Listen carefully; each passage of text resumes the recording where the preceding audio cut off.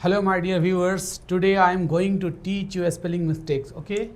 Exam का ये भी एक पार्ट है जहाँ पे कुछ वर्ड्स आते हैं जहाँ पे बच्चे अक्सर कंफ्यूज करते हैं। क्वेश्चन दो तरह से पूछे जाते हैं। कभी कहा जाता है कि which of the following words is correctly spelled. इसका मतलब ये हुआ कि बाकी सारे जो ऑप्शंस होंगे क्या है उसमें से कई सही होंगे और कुछ एक गलत होगा। गलत को कभी फाइंड करना होगा, कभी सही को फाइंड करना होगा। सारे अगर A B C D option है ना वो गलत है, उनमें से एक जो सही है तो करेक्टली स्पेल्ड को आपको फाइंड कर लेना। कई बार आपको कहा जाएगा इनमें से जो गलत है वो फाइंड आउट करो। इसका मतलब सारे ऑप्शन सही होंगे, जो गलत होगा वो आपको बताना है। ठीक है, इसके लिए you need a rigorous practice, क्योंकि लिखते समय आपसे बहुत ज़्यादा गलतियाँ हो सकती है। ठीक है, उस एरर्स को इम्प्रूव करो। कैसे हम स्पेलिंग मिस्टेक सुधारें, कहाँ कहाँ गलतियाँ होती है। फॉर एग्जाम्पल देखो, पहले टॉपिक हम ये ले लें miss spelled word, spelling mistake.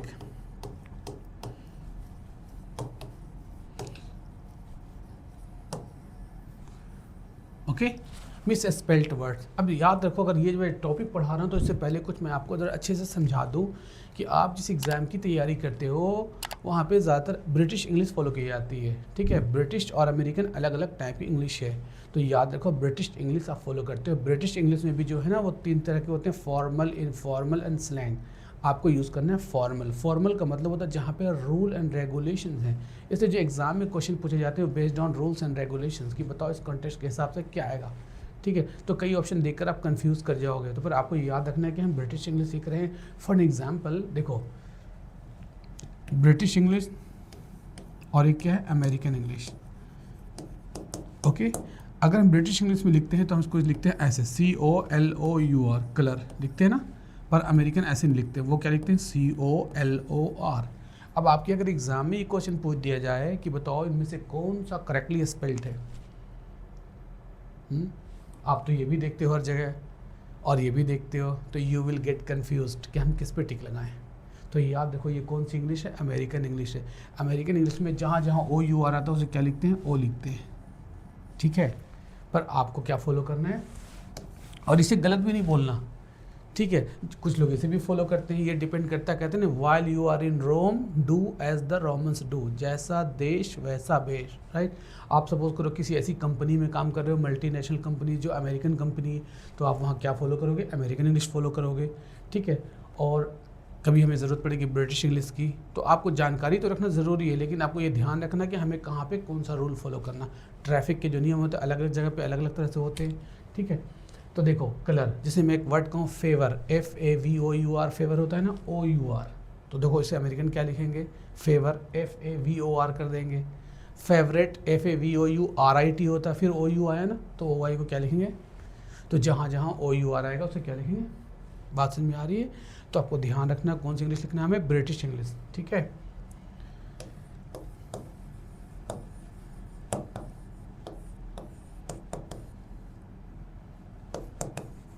देखो क्या लिखा मैंने, पीडियाट्रिशियन। अब इसे देखो कई जगह आप ये भी देखोगे लिखा रहेगा इस तरह से, पीडियाट्रिशियन।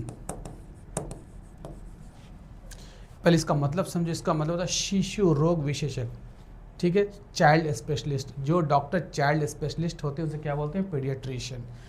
ठीक है, तो जो जाते हैं पीडियाट्रिशियन के पास तो वहाँ देखते हैं उसमें लिखा रहता है कहीं पे PE और कहीं पे PAE, तो फिर प्रॉब्लम होगी आपको। तो बस ये याद रखो कि ये ब्रिटिश इंग्लिश और ये क्या है, अमेरिकन इंग्लिश है। क्लियर, तो आपको अगर स्पेलिंग मिस्टेक पूछा तो क्या लिखोगे आप, पीडियाट्रिशियन। सही दोनों हैं, पर क्लियर, याद कैसे रखोगे, पीडिया, पीडियाश्योर बच्चे पीते हैं ना दूध मिला के, पीडिया। और ट्रिशियन का मतलब होता है एक्सपर्ट, इलेक्ट्रिशियन एक्सपर्ट, किसका एक्सपर्ट, बच्चों का एक्सपर्ट। तो चाइल्ड स्पेशलिस्ट कॉल्ड पीडियाट्रिशियन। ठीक है, तो आप कंफ्यूज नहीं करोगे ब्रिटिश और अमेरिकन इंग्लिश में। ठीक है, अलग अलग तरह की इंग्लिश भी है, जैसे देखो ब्रिटिश इंग्लिश में बोलते हैं पेवमेंट, एक वर्ड है जिसे कहते हैं पेवमेंट, PAVEMENT। ओके, अमेरिकन इसे क्या बोलते हैं पेवमेंट को, वो बोलते हैं साइड बाई। इसी को इंडियन क्या बोलते हैं, फुटपाथ। देखो वर्ड है ना, मतलब एक ही, लेकिन वर्ड कैसे लिखा जा रहा है, फुटपाथ। तो ये कौन सी इंग्लिश है, ब्रिटिश इंग्लिश, और ये है अमेरिकन इंग्लिश, और ये क्या है, इंडियन इंग्लिश। समझ गए, हाँ। तो इसमें ज़्यादा कंफ्यूज नहीं होना। अब अपने एग्ज़ाम पे फोकस करो कि हमारे एग्ज़ाम में क्वेश्चंस कैसे आएंगे, तो ऐसे इंग्लिश सीखना है आपको। अब हम आगे बढ़ते हैं। अब मुझे आप बताओ, मैं एक क्वेश्चन से शुरू करूं। Now here there are 4 words, okay. आपको बताना इनमें से कौन सा वर्ड सही है।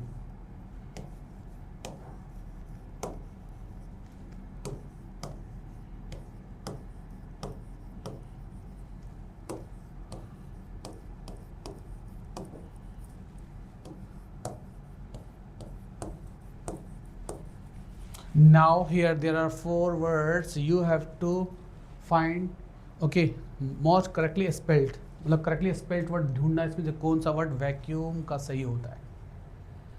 लुक एट, फर्स्ट वाले में क्या VACUM है, दूसरे में क्या VACWUM, थर्ड में VACCUM और लास्ट क्या VACCUM। तो मैं बताऊं आप क्या सोच रहे होगे। आपने बचपन से ये रटा होगा कि VACCUM, पर ये आपका आंसर गलत है। तो फिर सही कौन सा है? इसका आंसर क्या होगा? VACWM। अब आपको याद रखना है कि वैक्यूम, यहाँ पे देखो याद रखो W होता है, डबल C नहीं होता बल्कि WU होता है। वैक्यूम VACUUM, पर ज़्यादातर बच्चे क्या कहते हैं VACCUM। 70 to 80% बच्चे यही समझते हैं इसका spelling, but a very few of them, उनमें से कुछ ऐसे बच्चे हैं जो पढ़ने वाले हैं, उनकी नज़र तेज़ होती है शब्दों पे, है ना, वो देखते हैं क्या है VACWM।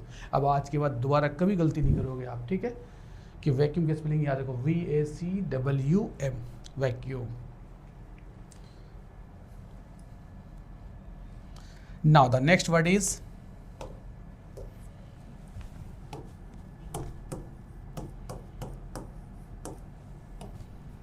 अकोमोडेशन।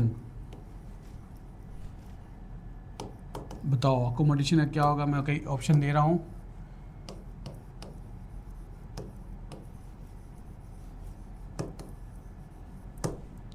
अकोमोडेशन,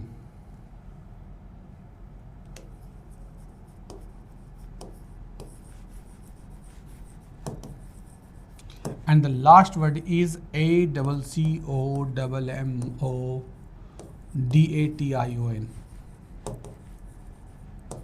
देखो ये 4 वर्ड है, बताओ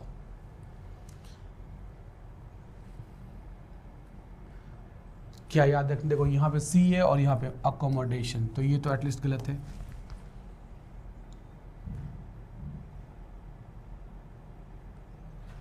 अगर आप ये सोच रहे हैं तो ये भी गलत है।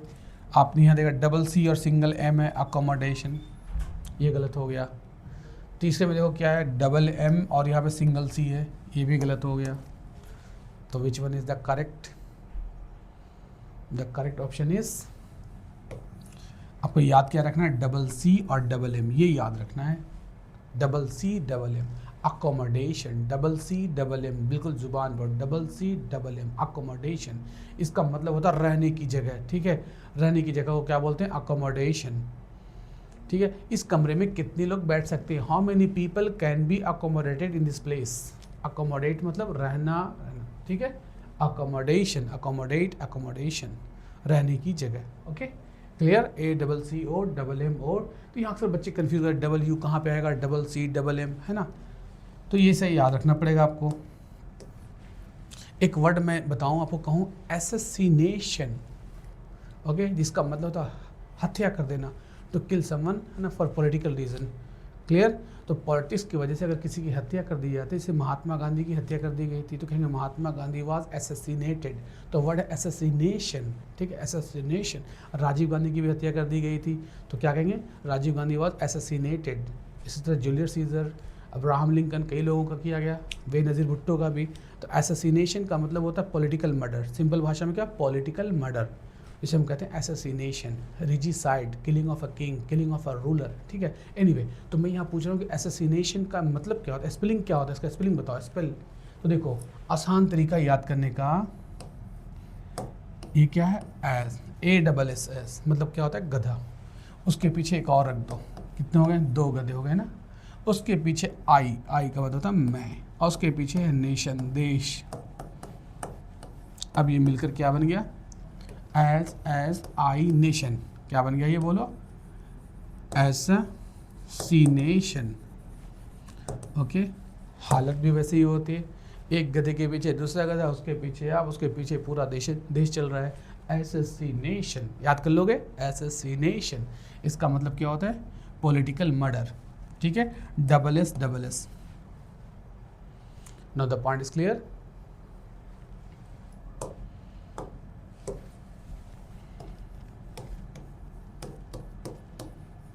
मैं कुछ ऐसे वर्ड्स करवा रहा हूँ, those words which are frequently asked in different types of competitive exams. अलग अलग एग्जाम्स में जो क्वेश्चन पूछे जाते हैं, तरीका अलग होता है, इंस्ट्रक्शन अलग होता है। कुछ में क्या होता है, सेंटेंस बना दिए जाते हैं, 4 जगह पे वर्ड होते हैं, वो बोल्ड कर दिए जाते हैं। ठीक है, मार्क कर दिए जाते हैं ABCD। ठीक है, और कहा जाता है कि बताओ यहाँ पे कहाँ पे मिसस्पेल्ड वर्ड है। ठीक है, कई जगह पे वो ऑप्शन दिए जाते हैं, ABCD करके दे दिए जाते हैं। ठीक है, कई बार सेंटेंस को कहा जाता है करेक्ट करो। कमिटी,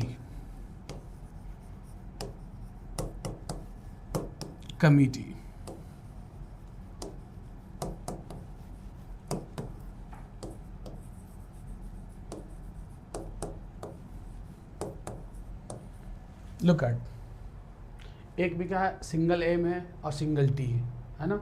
दूसरे में क्या है, डबल एम टी, और दूसरे में क्या, डबल एम डबल टी और सिंगल ई। दूसरे में क्या, लास्ट में देखो double M double T double E. अब बताओ इनमें से कौन सी कमेटी की स्पेलिंग सही है। तो the first one is wrong, so the right answer is COMMITTE। ये आपको याद रखना है, COMMITTE। मैं तो अक्सर देखता हूँ गलियों में जो लोग ट्यूशन पढ़ाते हैं ना, ट्यूशन की स्पेलिंग भी गलत लिखा होता।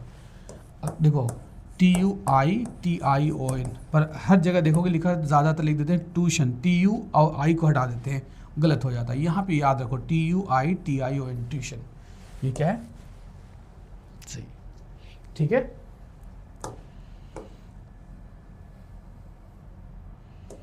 मैं आपसे पूछूं कि सुपरिटेंडेंट क्या होता है, इसका स्पेलिंग सुपरिटेंडेंट सुना तो होगा ना आपने। तो क्या लिखेंगे पहले, इसको ऐसे याद करो, सुपर पहले लिखो, उसके बाद क्या लिखो, इन, उसके बाद टेन, उसके बाद डेंट। देखो अब इसको इकट्ठा करके लिख दो, सुपर इंटेंडेंट। क्या बन गया, सुपरिटेंडेंट। ओके, सुपरिटेंडेंट क्या होगा इसका स्पेलिंग, सुपर इंटेंडेंट, और मिलकर क्या बन गया, सुपरिटेंडेंट। ओके, कई बच्चे जब इंटरव्यू देने जाते हैं ना, तो वो पूछता है इंटरव्यूअर कि व्हाट्स योर फेवरेट सब्जेक्ट। तो sir my favourite subject is maths. तो पूछता please spell out mathematician, mathematics की स्पेलिंग बताओ। अगर उसे याद भी होता है तो वहाँ पे ज़ुबान लड़खड़ा जाती है, बोल नहीं पाता, वो लड़खड़ा जाता, तो नर्वस होता है ना। तो मैथमेटिक्स का स्पेलिंग पता भी हो तो भी गलत होता। चलो आप बताओ मैथमेटिक्स कैसे याद करेंगे हम। देखो आसान तरीका है, सबसे पहले आप बोलोगे मैट, MAT मैट, दूसरा वर्ड क्या, ही, फिर तीसरा लिखो मैट, और लास्ट में ICS। क्या बन गया, मैट ही मैट। देखो इससे पहले भी मैट और बाद में मैट ही यहाँ पे, और ICS मिलकर बन गया क्या, मैथमेटिक्स। ठीक है, मैथमेटिक्स।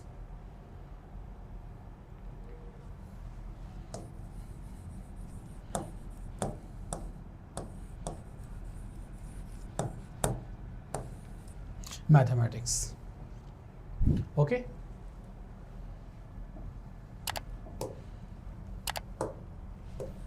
बोलो कर्नल, कर्नल की स्पेलिंग क्या है। तो देखो COLONEL, लिखते हैं कोलोनल, और पढ़ते क्या है, कर्नल। तो कर्नल जो आर्मी का पोस्ट होता है ना, कर्नल, उसकी स्पेलिंग याद रखो COLONEL। ठीक है, इसे पढ़ते हैं कर्नल, और स्पेलिंग याद रखो कर्नल। ठीक है, अगर किसी कर्नल की डेथ हो गई तो ऐसे लिखा जाता है COL। ठीक है, उसका नाम लिखा जाता है। तो COL का मतलब आप समझ जाओगे वो कर्नल है। ठीक है, कर्नल। लेफ्टिनेंट, ये भी एक पोस्ट है, लेफ्ट। देखो LIEUTENANT, क्या याद करना है, LIEU, फिर TE रख दो, फिर क्या NANT। क्या बन गया, लेफ्टिनेंट। जैसे कुछ लेफ्टिनेंट भी बोलते हैं। ठीक है, बोलो सेंचुरियन या सेंटेरियन किसे कहते हैं बताओ। उसकी स्पेलिंग क्या होगी? तो देखो CEN cen, TEN ten, centenarian RIAN centenarian. क्या बन गया ये? सेंटेनरियन या सेंचुरियन। सेंचुरियन कहते किसे हैं? इसका मतलब होता है अ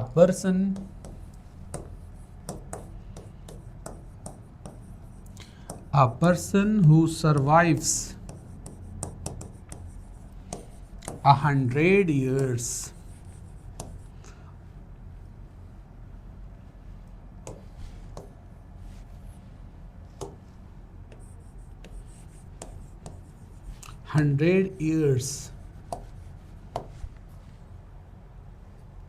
ठीक है। अ person who survives 100 years is called, ठीक है।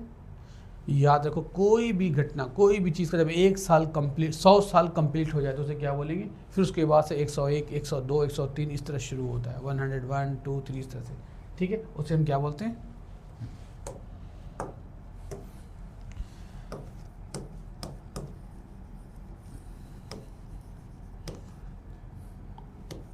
अभी देखो मैंने लिखा था क्या? सेनेटेरियन जिसको कहते हैं सेंचुरियन। अब देखो लिखा सेक्साजेनेरियन, ठीक है। इसका मतलब क्या होता है? जिसकी आयु सीमा 60 to 69 हो। ओके, अ मैन या a person who survives between 60 and 69 years is called sexagenarian. ये एग्जाम में पूछा गया है कि एग्जाम का ये क्वेश्चन है। सेक्साजेनेरियन, सेक्सागन होता ना, इसी से होता है हेप्टोजेनेरियन, नैनोजेनेरियन, ऑक्टोजेनेरियन। 80 का ऑक्टा मतलब 80 होता है, हेप्टो, सेप्टा, ऐसे वर्ड होते हैं ना सारे। क्लियर?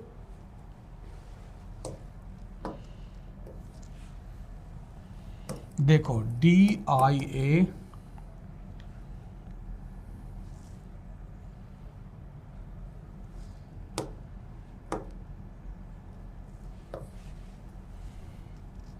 एक क्या वर्ड देखो, ENTREPRENEUR क्या है? ऑन्टरप्रेन्योर। ऑन्टर, तो देखो ENTRE क्या है? ऑन्टर, इसलिए लिख देते हैं ENTER कर देते हैं, एंटर कर देते हैं और वो गलत हो जाता, तो क्या पड़ेगा? ऑन्टर, ठीक है। ENTREPRENEUR, entrepreneur. इसका मतलब क्या होता है? A person who knows how to earn money, especially by taking risk, is called entrepreneur, ठीक है। A person who takes financial risk in business, जो फाइनेंशियल रिस्क लेता है बिजनेस में, उसे क्या बोलते हैं? entrepreneur। ENTREPRE याद रखना है।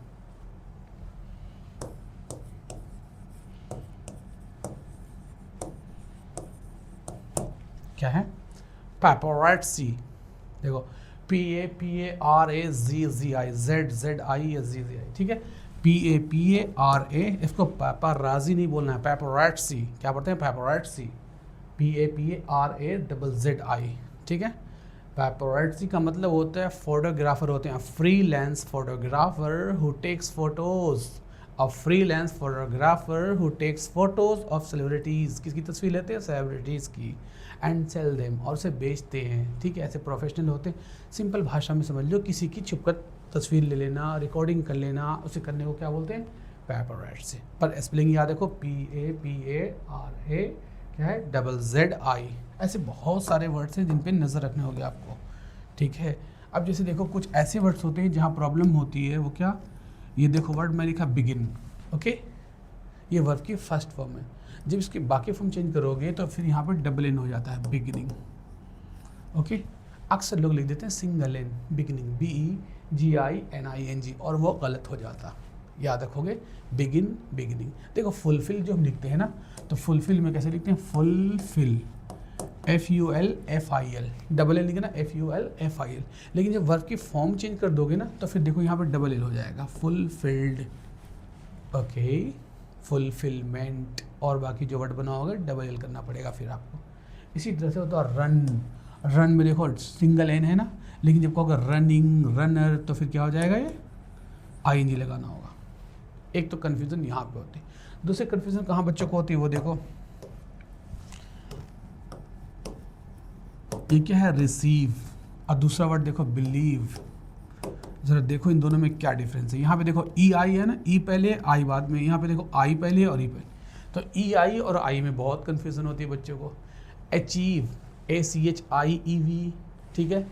थिस्ट, एथिस्ट, ATHEIST, थिस्ट। तो देखो कभी ई आई लिख रहा हूँ, कभी आई लिख रहा हूँ, ठीक है। अपाथेड, APARTHEID होता है। अलग अलग तरह से ये ई आई और आई में प्रॉब्लम हो सकती है, ठीक है। तो इस पर आपको नजर रखो, कब हमें ई आई लेना, कब। तो ये सीखोगे कैसे, खूब लिखना पड़ेगा आपको। जो वर्ड सीखते हो ना उसको कहीं प्रैक्टिस करोगे कि वर्ड हमसे दोबारा गलती ना हो, ठीक है।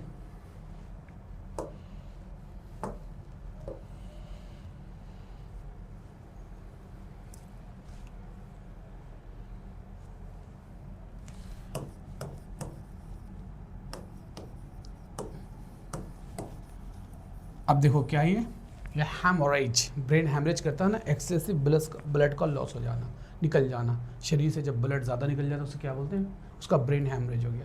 इसलिए देखो हेमोग्लोबिन सुना ना आपने, ब्लड। और यहाँ पे देखो रेज, RRHAG। अब इसे प्रैक्टिस करना पड़ेगा, आपको याद करना पड़ेगा। HAEMORRHAGE, haemorrhage, brain haemorrhage.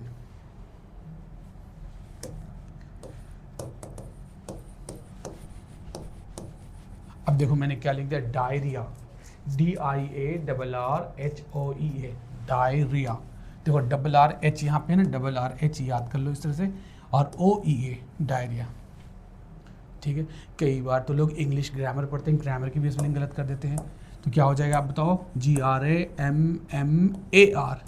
देखो यहाँ पे लोग ई लिख देते हैं, आपको क्या याद रखना है, GRAMMAR, grammar. One of my students, ठीक है, सुनो, जब वो बच्चा था, वो when he went to face an interview, शायद 12th क्लास में, तो इंटरव्यू पूछता है कि प्लीज़ स्पेल आउट 12th की स्पेलिंग। तो उसे 12th की स्पेलिंग भी नहीं पता। एक वर्ड होता है 12 और एक होता है 12th। देखो TWELVE, 12, और एक होता है 12th, देखो TWELFTH, ये क्या है, 12th, ठीक है, 12th, 12वीं। और ये क्या है, 12, ओके, TWELFTH। तो कुछ ऐसे ऐसे वर्ड्स आ जाते हैं जहाँ पे बच्चों को दिक्कत होती है। देखो मौस्टाच, MOUSTACHE। अब यहाँ पे देखो प्रॉब्लम कहाँ होती है बच्चों को, यहाँ पे होती है MOU, और लास्ट में देखो ई भूल जाते हैं। MOUSTACHE, मौस्टाच मतलब मुछे होती है ना, उसे बोलते हैं मौस्टाच, MOUSTACHE। देखो जिराफ, GIRAFFE। अब किसी ऑप्शन में सिंगल एफ होगा, किसी में डबल आर होगा, किसी में ई होगा ही नहीं, ठीक है। याद रखो जिराफ, गर्दन लंबी होती है ना, जी मैंने बनाया GIRAFFE, जिराफ। इस तरह से बहुत सारे वर्ड्स हैं, तो you need to practise, you need to hone okay these words, ठीक है। तो इस तरह से वर्ड्स पे प्रैक्टिस करते रहो। आप देखो जो प्रीवियस एग्जाम के क्वेश्चन पूछे गए हैं सब पे 2-4 बार प्रैक्टिस कर लो, जैसे जैसे वर्ड्स आए ना ज़्यादा से ज़्यादा लिखो, ताकि आपको लिखने में भी कभी गलती ना हो, ठीक है। लिखने में जो प्रॉब्लम आ सकती है, ठीक है, वहाँ पे स्पेलिंग मिस्टेक हो सकता है, जिससे आपको you will have a very wrong impression, ठीक है। इसको सुधारने की कोशिश करो, ठीक है। चलो इतने वर्ड्स काफ़ी हैं आज के लिए, फिर अगली वीडियो में कुछ और हम नई टॉपिक शुरू करूँगा, ठीक है। That's all, thank you.